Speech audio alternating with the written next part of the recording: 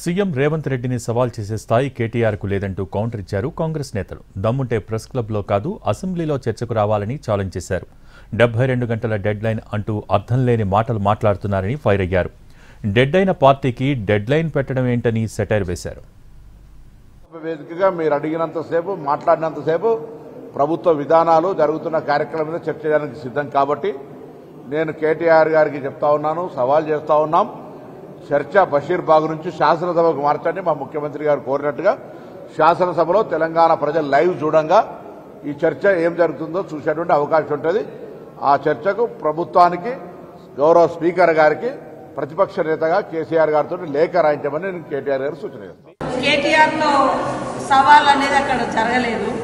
కేసీఆర్ ను మేము సవాల్కు మా సీఎం గారికి ఇవ్వడం జరిగింది. అసెంబ్లీకి రమ్మంటే వీళ్ళు ప్రెస్ క్లబ్లలో అంటున్నారు.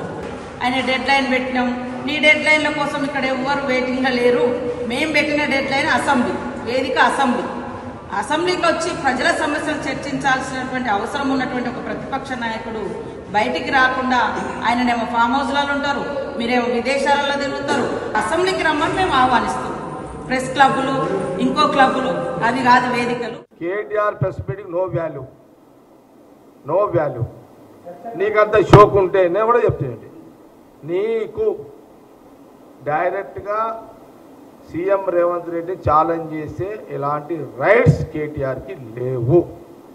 నీకు రైట్స్ కావాలి అంటే మీ నాయన ప్రతిపక్ష హోదా దించు, నువ్వు ప్రతిపక్ష హోదా తీసుకో, అప్పుడు సీఎం రేవంత్ రెడ్డి గారితో మాట్లాడు, అప్పుడు దానికి జవాబు కాంగ్రెస్ పార్టీ